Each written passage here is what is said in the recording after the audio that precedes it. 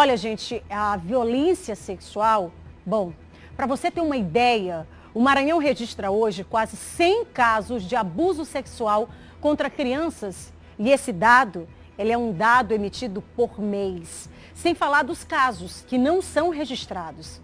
Só na semana passada, o Hora D, o nosso programa, o seu programa, divulgou aqui atos libidinosos cometidos contra duas crianças, uma de 10 anos e outra de 4 anos de idade. Isso aconteceu lá no município de Anapurus. Bom, na Vila Nova, lá em Raposa, aqui região metropolitana, um idoso foi preso suspeito de praticar estupro contra uma criança de 11 anos de idade. Já no município de Tutóia, interior do estado, região dos Lençóis, a polícia investiga vários casos. Bom, vamos começar pelo bebê de 1 ano, que lá em 2019 também teria sido vítima de prática criminosa, além de um estupro coletivo. 5 homens teriam violentado uma menina de 13 anos de idade. Num outro caso, mais um caso, uma criança de 11 anos está grávida depois de ter sido violentada por um amigo da família que buscava a menina na escola de moto. Muitos casos, não? Casos que a gente tem conhecimento. E tem muitos, gente, que ninguém nem sabe que está acontecendo. Você quer ver um outro dado? Agora, no fim de semana, as redes sociais elas ficaram tomadas por mais um caso. Uma menina de 10 anos que engravidou após ser estuprada lá no Espírito Santo. A justiça decidiu pelo aborto. Bom, a justiça também decretou a prisão do tio, que seria o criminoso, o tio da menina. Ele, um homem de 33 anos de idade. Vinha cometendo o crime, está foragido. A criança contou que o tio, ele começou essas práticas de abuso sexual quando ela tinha 6 anos de idade e ainda fazia ameaças contra ela. Olha, gente, um assunto muito delicado, um assunto que merece uma atenção muito grande. Eu vou falar exatamente agora e chamar a sua atenção, porque a gente vai contar com o apoio, vai contar com o conhecimento de profissionais para a gente poder debater sobre esse assunto, porque é exatamente isso que acontece e acontece de forma silenciosa. Você quer saber dados também? Dados da violência contra a criança em todo o estado? Vamos aos dados? Olha, a gente preparou aqui, para você ter uma ideia, lá em 2019, presta atenção o que é que acontecia em 2019, 405 inquéritos abertos, ou seja, 405 denúncias que foram para apuração. 100 casos registrados por mês. Eu disse agora há pouco para você, 300 casos desse número aqui, ó, de 405, foi sim constatado casos de estupro de vulneráveis cometidos contra crianças menores de 14 anos. Então, dos 405 inquéritos, 300 deles foi então constatada a violência contra esses menores e menores aí de 14 anos. De 2020, vamos aos dados, de janeiro a abril desse ano, primeiro semestre, já foram constatados 42 casos e registrados de abuso sexual contra menores. Vou deixar uns 30 segundos esses números aí na sua tela, para que você absorva a informação, apesar de serem muitos os números, mas é para você entender que esses números significam as nossas crianças perdendo o direito e o direito a serem crianças. Números que a gente não consegue pontuar ao longo da história, porque são muitos, são milhares. E as crianças continuam perdendo a inocência exatamente em razão desses criminosos e que muitas vezes estão aonde? Dentro de casa. Não estão fora de casa, estão dentro de casa. Bom, sobre esse assunto, já a gente vai conversar com a presidente da Comissão de Direitos da Criança e do Adolescente da OAB, a doutora Maria de Jesus Reis, ela que vai não só mapear este caminho da violência conosco aqui, ao vivo, mas também falar sobre as medidas de proteção. Nós temos um Estatuto da Criança e do Adolescente, e aí até quando que as crianças vão continuar sendo abusadas dentro de casa, porque parece muitas vezes que existe um pacto do silêncio, onde essa criança não pode falar, onde essa criança não fala e ela vai crescendo com esta violência permeando a cabecinha, o cérebro, né? E a criança cresce. Bom, é um assunto que merece total atenção, a gente já está no ponto com ela? Bom, tá certo. Já já eu vou chamar então a doutora Maria de Jesus Reis, que está conosco aqui. Ela está só fazendo os últimos testes para poder entrar falando sobre esse assunto. Bom, sobre esse assunto a gente vai conversar agora com a presidente da Comissão da Criança e dos Direitos da Criança e do Adolescente, a doutora Maria de Jesus, ela que é da OAB. Muito boa tarde. Seja muito bem-vinda, doutora. Muito obrigada pela sua participação com a gente. A senhora... agradeço. Muito bem. A senhora está me ouvindo bem? Estou te ouvindo bem. Muito bem. Eu acho que a senhora deve ter acompanhado aí já o relato que eu coloquei do número de crianças que vêm sofrendo esse tipo de violência. A gente tem dados aqui de 2019, mas se a gente fosse apurar os últimos 10 anos, seria mais assustador ainda. Por que tudo isso, doutora? E principalmente dentro de casa é que é fomentada esta violência contra as crianças? Infelizmente, a gente tem acompanhado todas as notícias acompanhando também os inquéritos, mas eu quero lhe dizer o seguinte, que realmente a casa hoje é o lugar que as pessoas estão menos protegidas, tanto as crianças como os idosos e as mulheres, né? E a gente percebeu isso mais agora durante o período da pandemia. Aliás, muita coisa no Brasil foi descoberta durante a pandemia, coisas que nós não sabíamos. Sabíamos, mas que não tínhamos tanta certeza, né, porque não tinha como comprovar as nossas intuições. A questão da violência contra a criança, infelizmente, como é uma questão muito íntima, normalmente ela acontece dentro de casa, com familiares próximos, fica muito difícil de identificar, né? A criança fica com medo de denunciar, porque sempre ela é ameaçada, e os familiares também muitas vezes não denunciam seus próprios parentes com medo de alguma represália ou com vergonha, né, de colocar o seu nome, a sua família em exposição. Uma espécie de pacto, né, doutora? Uma espécie de pacto ali na família, né? Exatamente. Fica todo mundo ali, como você mesmo usa a expressão, pastorando, ou seja, querendo minimizar a situação, mas não se lembra da criança, né? Então, a criança fica sempre no segundo plano, que é um absurdo, uma violência contra a criança, né? Que hoje tem toda a prioridade garantida, não só na Constituição, mas também pelo ECA, né? Que é o Estatuto da Criança e do Adolescente, mas precisa sair do papel. Nós precisamos conscientizar a sociedade que esse dever de cuidar da criança não é só do Estado, não basta estar no papel, numa lei, é preciso conscientizar, é preciso levar explanações para as escolas, palestras educativas para as professoras, passarem para os conselheiros tutelares, agentes comunitários, agentes de saúde, que todas essas pessoas envolvidas em rede podem contribuir, porque ninguém vai conseguir fazer alguma coisa sozinho. Tem que estar realmente em rede. Agora, doutora, isso é um ponto que tem que ser levado a sério. Agora, doutora, o que a gente percebe na prática, a senhora levantou uma situação que é muito importante. A pandemia veio mostrar para a gente uma série de situações veladas, mas que a gente até um momento sabia que existia, mas velada e silenciosa. Bom, nós temos um Estatuto da Criança e do Adolescente, nós temos a lei, né? A letra da lei que fala exatamente sobre diversos crimes contra esta criança e este adolescente. Até aí, ok. Mas fazer valer isso depende muito, primeiro, tem que ter um ponto de partida, a denúncia. Assim como a situação das mulheres. Melhorou um pouquinho, precisa avançar muito mais. Mas as nossas crianças também precisam, né, desse avanço. E um avanço, gente, que tem que ser sistemático. E na contramão disso, a gente sabe que tem que ter a punição. Porque não dá para a gente continuar só elevando as estatísticas sem saber que as apurações desses casos não estão acontecendo. Porque tem que fazer valer a justiça, né? Na forma da lei, claro. Com certeza. É isso que a gente tem tentado conscientizar. Primeiro que, se houvesse uma conscientização, não precisaria nem de punição. O que nós precisamos mesmo é conscientizar todos, inclusive a própria família, que tem que proteger essas crianças. E tem que haver políticas públicas voltadas para essa proteção.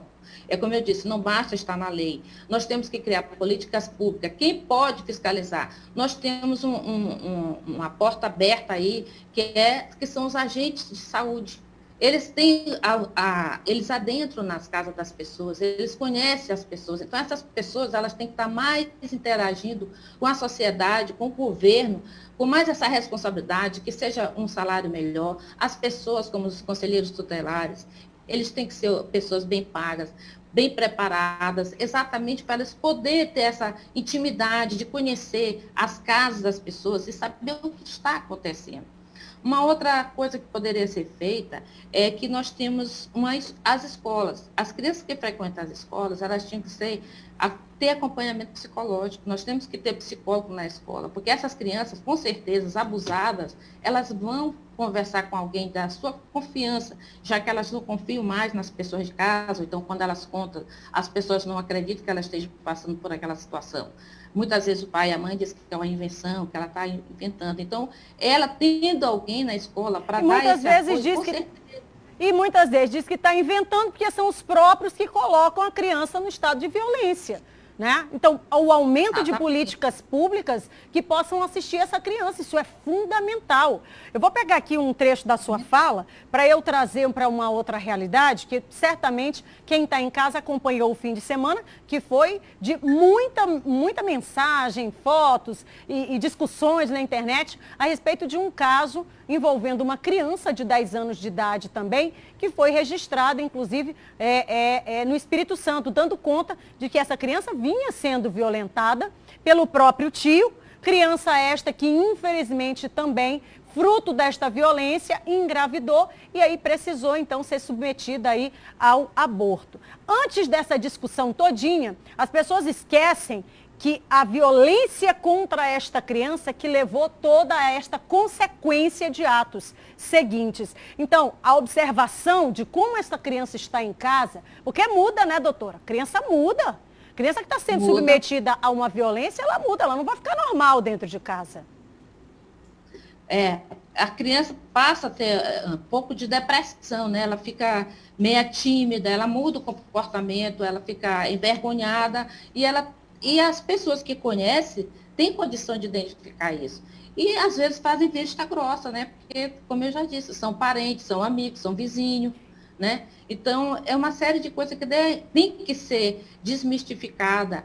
A criança tem que estar em primeiro lugar. Você não pode esconder uma coisa que aconteceu dentro da sua casa, porque foi um tio, foi seu irmão que fez. Você não pode acobertar nenhuma pessoa da sua família em detrimento de uma criança, porque a criança tem prioridade, a criança tem direito à infância, entendeu? Tem direito à vida, a ter a liberdade de brincar, de ser feliz, de ter uma infância feliz, né? Porque uma criança que não tem infância, com certeza também não vai ser um adulto feliz, porque realmente vai faltar alguma coisa, aquele espaço dela que foi retirado, né? Vai ficar aquele vazio, né? Então, nós temos que ter esse cuidado. Agora, doutora... Me perdoe, pode continuar que eu vou lhe perguntar outra situação sobre esse caso. Olha, a gente está falando aqui dessa criança de 10 anos de idade que veio à tona agora, mas ela vinha sendo estuprada desde os 6 anos de idade. Um caso muito parecido com muitos que a gente conhece, mas vamos aqui falar sobre esse caso. Ela vinha sendo estuprada desde os 6 anos de idade, inclusive ela falou sobre isso, né? E ele ameaçava essa criança e tudo mais. Bom, acontecia dentro de casa, né, doutora? Era cometido o ato pelo tio, está foragido. A justiça já até decretou a prisão dele. Mas e os pais, doutora? É importante que as pessoas entendam que quem está ali, ó, naquele núcleo familiar, é acionado igualmente para poder responder. Por quê? O que estava acontecendo? Debaixo das asas do pai e da mãe, o que estava acontecendo? Como é que ninguém sabia sobre isso? Precisou a criança sentir uma dor no estômago para fazer o exame de sangue e descobrir que a criança, então, estava sendo molestada há todo esse tempo? 4 anos, doutora. É verdade, existe uma omissão, né?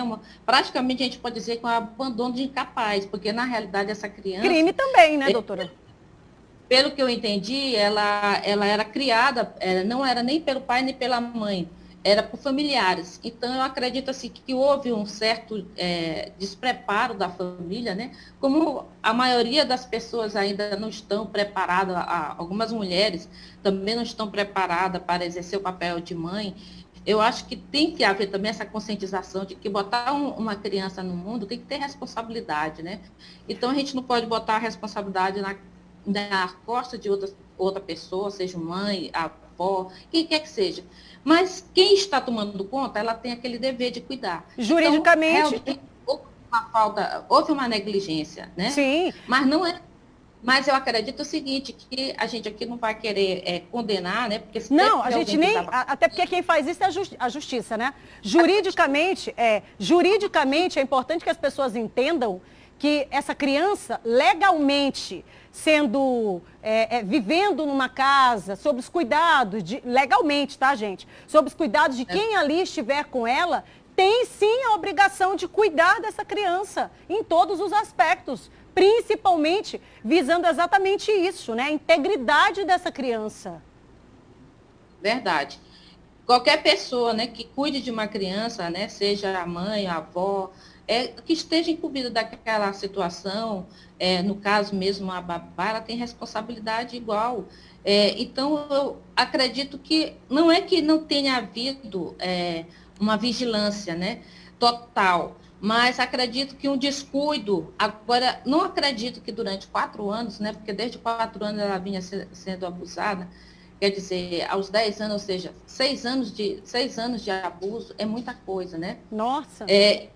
Então, eu acho que essa criança, realmente as pessoas, eu não quero, como eu te disse, eu não quero julgar ninguém, mas eu acredito que alguma coisa já tinha sido descoberta e não veio à tona. Foi preciso que ela realmente sentisse uma dor e levasse para o hospital para entender que aquela criança estaria grávida. E né? é o caso de muitas crianças que acontece por aí, né? Infelizmente é o caso de muitos menores que precisam passar por uma dor, parar no hospital, depois ser diagnosticado com um monte de hematoma pelo corpo e aí sim dá surgimento à desconfiança. E aí a apuração disso cabe à denúncia. Doutora, para a gente finalizar em razão do tempo, queria que a senhora, como presidente desta importante comissão da OAB, dissesse como um alerta mesmo, né, dentro desse ponto de vista, não só da prevenção, mas juridicamente, que as pessoas não podem ser omissas também, né? Se essa criança vive num lar, quem está dentro desse lar não pode ser omisso com relação à proteção dessa criança. É uma missão de todos nós, antes primeiro do que o Estado, acionar o Estado com relação a esta responsabilidade. Está dentro de casa, é responsabilidade nossa primeiro, né? É a responsabilidade da família, do Estado, da sociedade. Então, as pessoas que vivem na comunidade, muitas vezes sabem de algum caso, mas não denunciam. Então, eu acho que tem que haver essa denúncia, porque, como eu disse, as coisas acontecem dentro de casa. E nós temos uma lei que protege a violação, a casa é um asilo inviolável, né? Então, às vezes a pessoa não pode entrar na casa para saber o que está acontecendo, né? Então, se houver uma denúncia, aí sim, pode entrar e salvar aquela criança. Mas, fora disso, só a própria família pode fazer essa denúncia, essa fiscalização e proteger essa criança. O Estado ele vai entrar com as leis, depois que a pessoa já está violada, depois que a criança já sofreu abuso, é que vai punir o agressor. Mas nós queremos primeiro a prevenção, nós não queremos nenhuma criança abusada, né? Essa criança de 10 anos que engravidou, infelizmente, ainda há uma briga na justiça, mas a justiça já determinou a interrupção da gravidez, né? Por questão de saúde, por questão de psicológica, que é uma criança de 10 anos, né? Acredito eu que não tenha condição, ela só tem condição de apenas ser criança, não tem condição de ser mãe. Então, eu acredito que a Justiça do Espírito Santo acertou e a equipe médica que não quis atender essa determinação, acredito que também errou, falhou. Tanto é que a criança foi tirada do Espírito Santo para ir para outro estado para fazer essa intervenção. Muito bem. E eu acredito que a justiça não se discute, entendeu? Sim. Está na lei, ela está amparada, ela tem o direito de ser criança, ela tem o direito de ser feliz, ela não quer ser mãe aos 10 anos de idade, é um direito que ela nem sabe o que é isso. arriscado demais para uma criança de 10 anos, não tem corpo, né? Não tem formação. Não tem estrutura, não tem absolutamente nada, né? Nem corpo, nem mente para ser mãe, né? Indiscutivelmente. Psicologia não tem esse preparo, né? A idade dela permite isso. Tá bem, doutora, eu queria lhe agradecer, em razão do tempo a gente vai precisar encerrar a entrevista, mas queria agradecer, inclusive, dando mais uma vez, reiterando mais uma vez esse alerta. Muito obrigada, viu, doutora?